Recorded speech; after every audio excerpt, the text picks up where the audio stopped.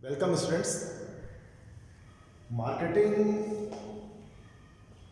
जो अपने बिक्स की बात करते हैं अपन, या मार्केटिंग के प्रोसेस की बात करते हैं, मार्केटिंग के फंक्शंस की बात करते हैं, उसमें प्रोडक्ट डिसीजन के बाद में अगला इम्पोर्टेंट डिसीजन हमको लेना पड़ता है, और वो होता है हमारा प्राइसिंग। प्राइसिंग यानी जो भी प्रोडक्ट या सर्विस है उसके लिए एक ऐसी प्राइस डिसाइड करना है जिसके ऊपर वो प्रोडक्ट ऑफर किया जाता है टारगेट मार्केट को या पोटेंशियल कस्टमर्स को। वो उसको ऑफर करने का हमारा जो मैकेनिज्म होता है कि किस कीमत पर हम उसको अवेलेबल कराने जा रहे हैं, वो होता है उसकी प्राइसिंग, मूल्य। तो जो 4P का हमने कंसेप्ट लिया मार्केटिंग में, पहला P प्रोडक्ट और दूसरा प्रोडक्ट की बात कर रहे हैं प्राइसिंग। प्रोडक्ट के बारे में हमने सारे मैटर्स खुल के डिस्कस कर लिए हैं। प्रोडक्ट डिसीजन है, प्रोडक्ट प्लानिंग एंड डेवलपमेंट है, प्रोडक्ट डिफरेंशिएशन है, प्रोडक्ट स्पेसिफिकेशन है, या प्रोडक्ट लाइफ साइकिल की बात है। ये सारी चीज़ें आपके पास बिल्कुल क्लियर रूप में पहुंच चुकी है। तो अब हम बिलीव कर रहे हैं कि अगला जो स्टेप है इसका, उसके बारे में वो बेसिक्स, क्योंकि हमारा आपका जब भी कंसर्न होता है, जब भी मार्केट प्लेस पर जाते हैं, तो हमारा परचेज करने का डिसीजन बहुत बड़ी सीमा तक डिपेंड करता है उसकी प्राइसिंग के ऊपर। प्राइसिंग कम है, ज़्यादा है, अफोर्डेबल है, रीजनेबल है, ये चीज़ें हम अपने दिमाग में इसका एनालिसिस करते रहते हैं। उसके बाद में हमारा फाइनली उस प्रोडक्ट को लेने या नहीं लेने के बारे में कोई डिसीजन बन पाता है। तो प्राइसिंग के साथ जुड़े एस्पेक्ट हैं वो हम आप डिस्कस कर लें। वैसे तो प्राइस कैसे डिसाइड होती है उसका अलग से एक मैकेनिज्म भी है, लेकिन प्राइसिंग के बारे में कंपनियां क्या क्या पॉलिसी फॉलो करती हैं, प्राइस के बारे में कंपनियों का मापदंड क्या होता है, प्राइस तय करने के बारे में कंपनियों की पॉलिसी क्या होती है, इसके बारे में बहुत सारे हमारे पास डिविजन्स, सब डिविजन्स हैं, उसके बारे में आज हम चर्चा करते हैं। तो प्राइसिंग का जो अगर करें, पहला इसमें बेस बनाया जाता है on the basis of flexibility. Flexibility यानी इसमें उतार चढ़ाव की बात अगर देखने को मिले, कम ज़्यादा करने के बारे में अगर आपको कोई भी डायमेंशन देखने को मिले, तो उसमें पहला एस्पेक्ट ले रहे हैं वन प्राइस पॉलिसी, एक मूल्य नीति। आप कहीं भी चले जाओ, किसी भी दुकान पर चले जाओ, किसी भी शोरूम पर चले जाओ, किसी भी शहर में चले जाओ, हमारा प्रोडक्ट उसी एक पर्टिकुलर प्राइस के ऊपर अवेलेबल है।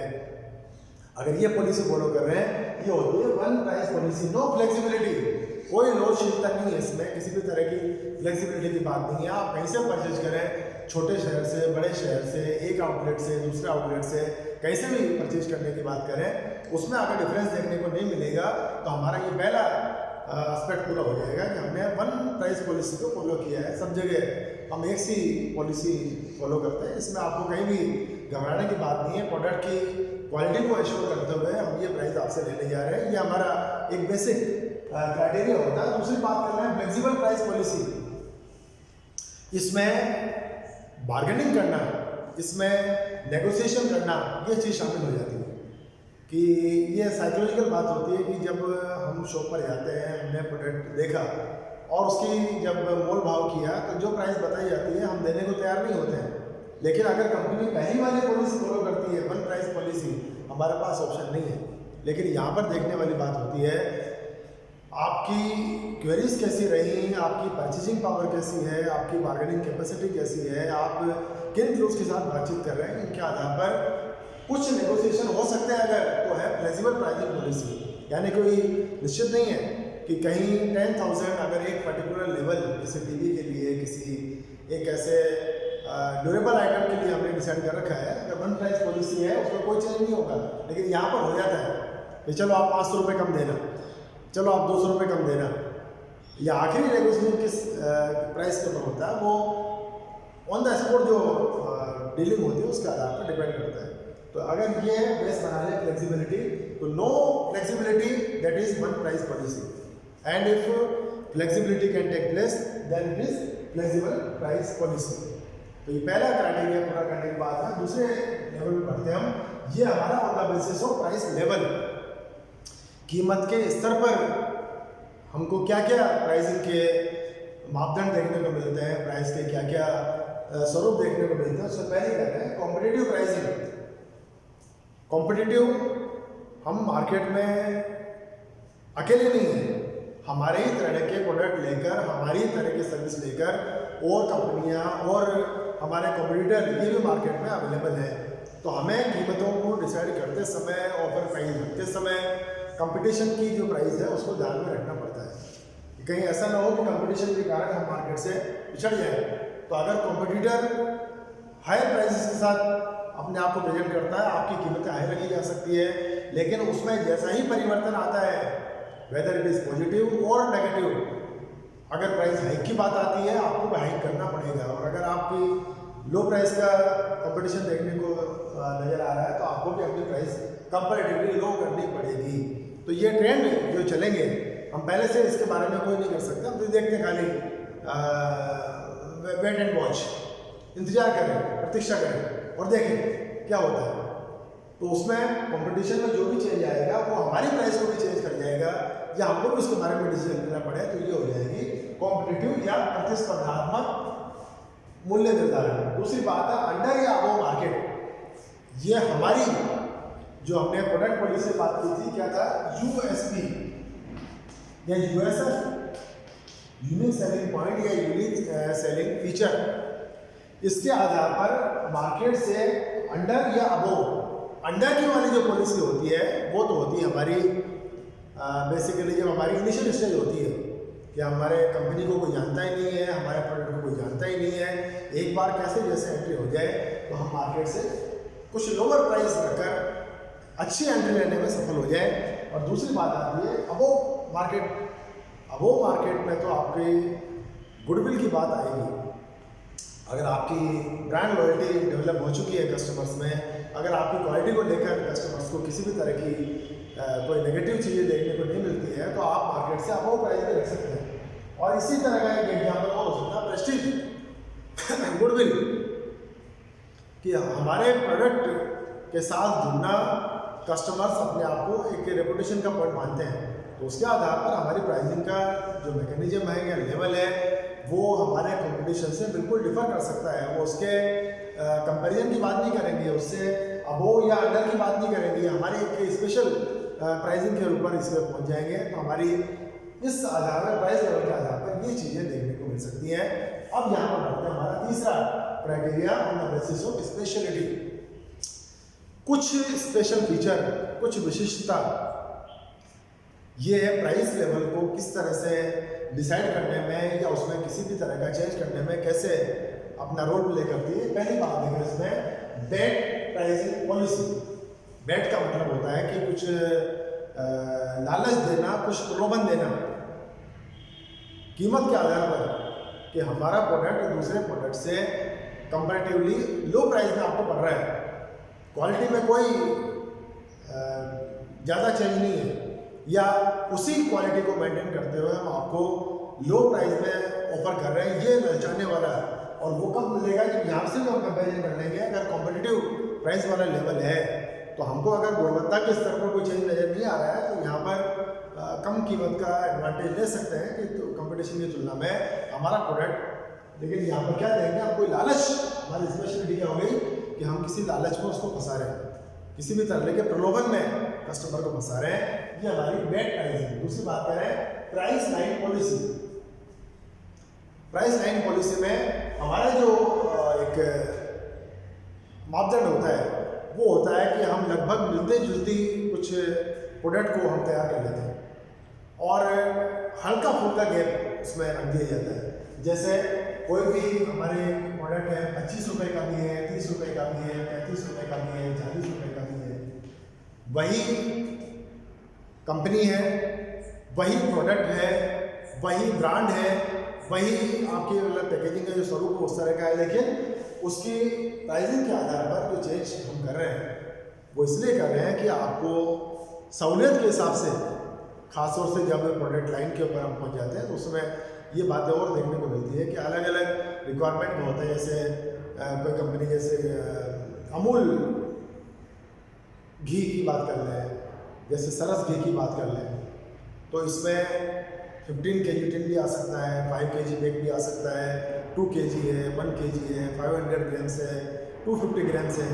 तो उसके आधार पर प्राइसिंग का लेवल, अगर उसकी साइज है, उसकी पैकेजिंग है, उसमें डिफरेंस अगर होता है तो उस आधार पर ये एक लाइन हम पहले से तय कर लेते हैं। उसके आधार पर जो आप सेलेक्ट कर रहे हैं, 25 भी है, 30 भी है, 35 भी है, लेकिन उसकी चाहे वो क्वान्टिटी में डिफरेंस आ जाएगा, उसकी किसी भी तरह की पैकेजिंग में कोई आपको आइडेंटिकल डिफरेंस देखने को मिलेगा, ये प्राइसिंग हो जाएगी। फिर है फुल प्रोडक्ट लाइन पॉलिसी। इसमें प्रोडक्ट लाइन के लिए हम इस तरह का डिफरेंशिएशन का नहीं ले रहे हैं, वो पूरा का पूरा एक सी सेट, एक सी रेंज अगर बना के चल रहे हैं तो उसमें कस्टमर्स को भी अब कन्फ्यूजन वाली बात नहीं रहेगी। जैसे इसमें कन्फ्यूजन हो सकता है कि अलग अलग क्यों इसकी रेट बताई जा रही है, वो ये भी देख रहा है एक 100 ग्राम का है, एक 150 ग्राम का है, एक 200 ग्राम का है। उस आधार पर अगर चेंज आ रहा है तो आएगा, निश्चित रूप से आएगा।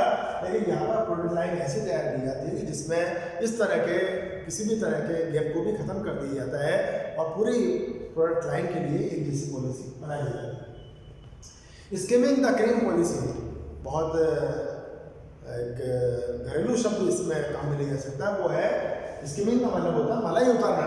स्किमिंग द क्रीम, मलाई उतारना। अब आप लोग जानते हो मलाई दूध पर आती है, और दूध पर कब आती है, जब उसको गर्म किया जाता है, और गर्म भी के पहली बार गर्म किया जाता है। जो भी दूध आप लेकर आते हैं डेयरी से या दूध वाला आपको सप्लाई करता है, उसको पहली बार जब गर्म किया जाता है, यानी हमारी कंपनी जब पहली बार एक यूनिक प्रोडक्ट लेकर मार्केट में आ रही है, जैसा प्रोडक्ट जैसी सर्विस दूसरी कोई कंपनी प्रोवाइड नहीं कर रही है, तो हमारे पास मौका होता है मलाई उतारने का। क्योंकि एक बार जब प्रोडक्ट अगर चल निकला, एक बार उसकी इमेज बन गई, तो बाद में बहुत सारी कंपनी आ जाएगी, उसके साथ उतना मार्जिन आप नहीं ले पाएंगे। तो जितना हम शुरुआती स्तर पर खींच सकते हैं, वो हम अगर कुछ डिस्टिंग्विश फीचर है, कुछ यूनिकनेस हमारी कंपनी की प्रोडक्ट में है, कुछ स्पेशलिटी दी जा सकती है, तो हम मलाई उतारने नीति भी डिसाइड कर सकते हैं। फिर है फॉलो द लीडर पॉलिसी। कीमत कैसी कि उस फील्ड में जो सबसे प्रेस्टिजियस कंपनी है, सबसे लीडिंग कंपनी है, वो जो प्राइस रखती है, हमें वो प्राइस रख देते हैं। तो हम लीडर को फॉलो कर रहे हैं, यानी उसी तरह के, उसी क्वालिटी के, उसी रेंज के प्रोडक्ट लेकर मार्केट में अवेलेबल हैं। तो जो लीडर्स की पॉलिसी होती है वही हमारी पॉलिसी बन जाती है, follow the leader policy. Market penetration policy ये आपकी बाजार प्रवेश नीति और इनिशियल स्टेज के ऊपर डिसाइड करने वाली बात होती है कैसा प्रोडक्ट आपका है। पहली बात तो है कि मान लो कंपनी पहली बार आई है, आप एंट्री पहली बार कर रहे हो, तो इसमें आपको थोड़ा केयरफुल रहना पड़ेगा। और ज़्यादातर ये होता है, जैसे अंडर अबोव की बात की थी, ज़्यादातर अंडर द मार्केट प्राइस इसमें रखने की कोशिश की जाती है। तो एक बार कैसे भी एस्टाब्लिश हो जाए, तो जब मार्केट में कस्टमर आता है तो दूसरी कंपनियों से उसका जब कंपैरिजन करता है तो वो कंपैरेटिवली बहुत लो उसकी प्राइस नज़र आती है। अच्छा, कई बार शक भी हो जाता है। कम कीमत का मतलब क्वालिटी अच्छी नहीं है, जनरली हमारी साइकोलॉजी होती है। लेकिन इसमें आप एश्योर करवाएं उससे कि हम आपसे जो कीमत लेने जा रहे हैं उसकी वजह ये है, या ये कम कीमत पर इसलिए अवेलेबल कराया जा रहा है, तो उसका लॉजिक अगर दिया जा सकता है, वो भी समझ जाएगा। इनिशियल स्टेज पर यह पेनिट्रेशन पॉलिसी अपनाई जाती है। और फिर बहुत बड़ी बात आती है साइकोलॉजिकल प्राइसिंग। आज के समय में एक छोटा सा कोई माइन्यूट ऐसा डायमेंशन दिया गया है कि आपको डिस्टिंग्विश फीचर नजर आए। कैसे नजर आए कि जैसे कोई प्रोडक्ट है 1000 रुपये, एक तो प्राइस ये रखी जाए, और एक प्राइस ये रखी जाए 999, 999 रुपये। 1000 नहीं कह रहे, 1000 में 4 फिगर वाला मामला आया था, ये ट्रिपल फिगर में रह गया। अरे कुछ समय पहले, लगभग 25 से 30 साल पहले की अगर बात कर लें, तो प्राइस ऐसी भी रखी जाती थी 99.95, 99 रुपये 95 पैसे, और बाकायदा 5 पैसे वापस मिलते थे। 99 रुपये 95 पैसे का मतलब है 100 रुपीज़ नहीं है, 999 का मतलब है 1000 नहीं है। अब कहाँ नहीं है, 1 रुपये का फर्क है। लेकिन ये साइकोलॉजिकल आधार पर कस्टमर को इन्फ्लुएंस करने की हमारी कोशिश होती है। उसका ये एग्जाम्पल हो सकता है कि हम उसको कुछ ऐसा मापदंड दें जिसको वो हायर न माने। इसमें फर्क केवल 1 रुपये का है, लेकिन 999 ट्रिपल फिगर में आ गई, थोड़ी सी मेंटल सेटिस्फेक्शन मिल गया, तो साइकोलॉजिकल लेवल पर सेटिस्फेक्शन का ये आधार होता है। तो ये है कि हम किस तरह का कुछ स्पेशल फीचर लेकर, कुछ स्पेशलिटी लेकर अपनी प्राइसिंग मैकेनिज्म को डिसाइड कर रहे हैं और एक प्राइस स्टैंडर्ड अपने प्रोडक्ट या सर्विस के लिए डिसाइड कर रहे हैं। और एक आखिरी बात आती है on the basis of geography. Geography के आधार पर जो बात आती है कि एक तो जहाँ पर हमारी मैन्युफैक्चरिंग हो रही है, अगर वहीं पर कस्टमर्स या कंज्यूमर्स मिल जाते हैं तो हमें कुछ ज़्यादा सेलिंग एंड डिस्ट्रीब्यूशन ओवरहेड्स के ऊपर डिपेंड नहीं रहना पड़ता है। लेकिन ज्योग्राफिकल टेरिटरी जैसे जैसे क्रिटिकल होती जाती है, डिस्टेंट होती जाती है, उस समय आपको उसके आधार पर डिसीजन लेना पड़ेगा। और कई बार ये भी होता है कि हम खाली मैन्युफैक्चरिंग कॉस्ट उसमें जोड़ते हैं, अब उसमें ट्रांसपोर्टेशन के या और चीज़ें हैं, अगर वो उसको सर्विस अवेल करना चाहता है तो प्राइस अलग हो सकती है। तो इसमें ज्योग्राफिकल आपकी लोकेलिटी और geographical distance from the customers ये डिसाइडिंग फैक्टर हो जाता है। तो लोकल अगर मार्केट अवेलेबल आसानी से हो जाता है तो हम अच्छी कीमतों पर, बहुत नॉमिनल प्राइसेस के ऊपर प्रोडक्ट को मार्केट में लॉन्च कर सकते हैं या मार्केट के लिए अवेलेबल करा सकते हैं। और डिस्टेंस जितनी बढ़ती चली जाएगी या कहीं मैदानी इलाका है, कहीं हिल स्टेशंस माने जा सकते हैं, उस आधार पर भी आपकी प्राइस में डिफरेंस देखने को मिल सकता है। तो ये हमारे बहुत सारे मापदंड हैं, इनमें से कोई सा भी जो एप्लीकेबल होता है वो आपको वन एट ए टाइम, सबसे बड़ी बात यह है कि सारी चीज़ें एक साथ नहीं चल सकती हैं, तो आपको कहीं ना कहीं किसी न किसी क्राइटेरिया के ऊपर डिपेंड रहकर अपने लिए उस प्रोडक्ट के लिए एक प्राइस डिसाइड करनी है। और वो प्राइस बेसिकली ऑफर प्राइस के रूप में मानी जाएगी। वो प्राइस उस प्रोडक्ट की एक्सेसिबिलिटी, उसको परचेज करने की जो इंटेंसिटी है, उन चीज़ों को डिसाइड करने वाली होती है। तो हमारे बहुत सोच समझ कर डिसाइड करने वाली बात होती है। और आप एग्जामिनेशन पॉइंट ऑफ व्यू से प्राइसिंग पॉलिसीज को बिल्कुल क्लियर प्रोविजन है, ऐसा कोई एस्पेक्ट है भी नहीं, ऐसा कोई डायमेंशन है भी नहीं जिसमें बहुत ज़्यादा टिपिकल चीज़ें देखने को मिले। नाम अपने आप बता देता है वो पॉलिसी किस तरह की। तो प्राइसिंग के बारे में ये देखने के बाद में अब आप प्राइसिंग कैसे डिसाइड होती है इस चीज़ को और एक बार देख लेना। उसके बारे में कहीं भी कोई चैलेंज आए तो आप कभी भी डिस्कस कर सकते हैं। मैं स्क्रीन से हटता हूँ, एक बार फिर से आप पूरी चीज़ों को देख लें या भले स्क्रीन शॉट इसका पूरा ले लें। Thank you.